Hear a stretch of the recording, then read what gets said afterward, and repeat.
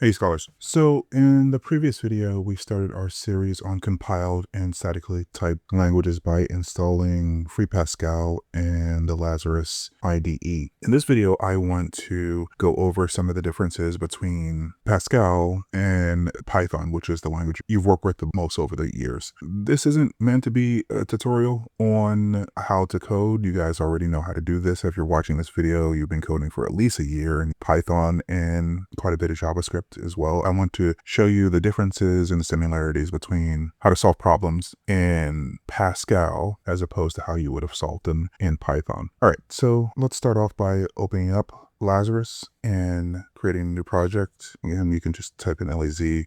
And actually, since we're here, what we should probably do is add Lazarus to the doc down here, pin it down here. And while we're here, we use Visual Studio Code quite a bit too, so that should probably be down here too. So let's open up Lazarus. We are going to create a new project. This is going to be a simple program, and we are going to save this as guessing game, but we're going to create a folder for this one as well. Create a folder and call it guess dash game, and then we will save this as guess game, okay? And that'll update our program name inside of our code as well. All right, so within Python, I introduce you to the concept of modules. They're basically just libraries that are written by other people to make the solving your problems a little bit easier and quicker, so you don't have to write that code. You can do the same thing within Pascal. We are going to use a library here called sysutils, and that will give us access to a few functions that we'll need to use to make this guessing game work. The other thing that I introduced you to in Python was void functions. Void functions are basically functions that don't return anything. Inside of Pascal, there is a similar concept. Of course, Pascal actually predates Python. It was created before Python. So it's actually called procedures inside of Pascal. The way that we create a void function is by using the procedure keyword.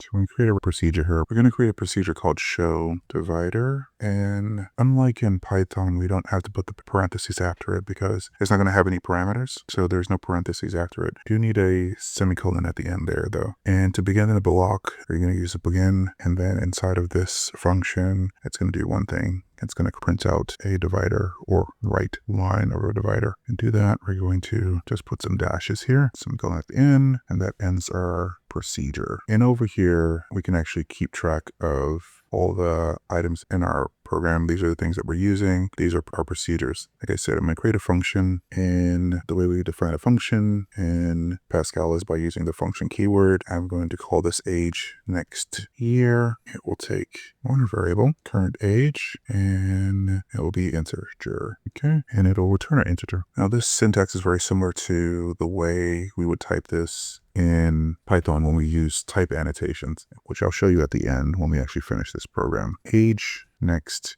year is going to be equal to current age plus 1. So this requires a little bit of explanation. There's no return keyword here, although it does exist in Pascal. You could use it if you wanted to, but you also could just set the name of the function equal to what you want to return. This is how you set variables inside of Pascal. The colon equal operator actually exists in Python as well. It's called the walrus operator sometimes when you want to set variables in a very specific place. But again, Pascal predates Python by quite a bit, and this is how you do assignments inside of Pascal. When you want to check equality, you just use one equal sign instead of 2 like in Python. So right here, we're just adding 1 to the current age to get that next year. The other thing that we need to do inside of Pascal that we don't have to do in Python usually is define all the variables. This helps the compiler understand what the types of the variables are, and you'll notice that with every compiled language you need to do this, whether you're using Pascal, C++, Rust, you can't have dynamically typed variables. So I'm going to define all of our variables that we'll need in the program here, and actually already defined a variable up here. This parameter was a variable declaration. We're going to use a name variable. It's going to be a string, and we are going to use an age variable, guess variable, and a secret.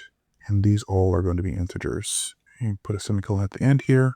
All right, so now that we're finished the setup, we can do the main code of our game. I'm going to use randomize to get a random number for our game. So we're going to seed the random number generator here. This is how we do comments in Pascal. Next, I do set our secret and choose from 1 to 10. All right, with that set up, now we can start asking the user for input. So we're going to use the write function, not the WriteLn function. I'll see in a second why. What is your name? And then we're going to use the ReadLn function to save the response and the variable name. Then we're going to use the write function again. How old are you? ReadLn, we will say that in the variable age. All right, now we can call our procedure to make our output look a little bit nicer. We're going to call show divider. Unlike in Python, you don't have to put the parentheses because we didn't use the parentheses to define it. So we can just call it that way, like a command. And we're going to write line here, say hello, name variable, next year you will be.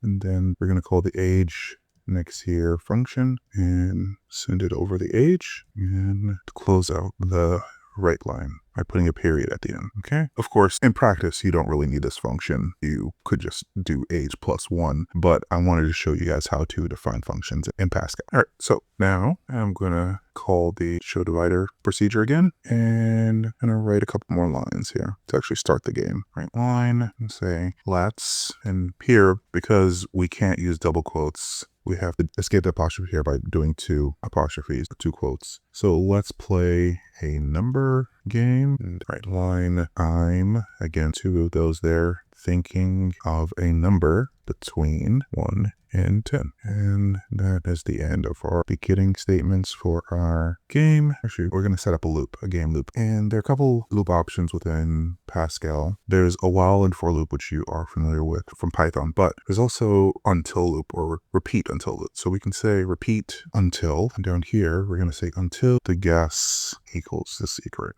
We're going to loop. All right, so inside this loop, I'm going to write line, and we're going to say take a guess. Actually, not write line. We're just going to do a regular write here because we need to actually take in the input. Take a guess.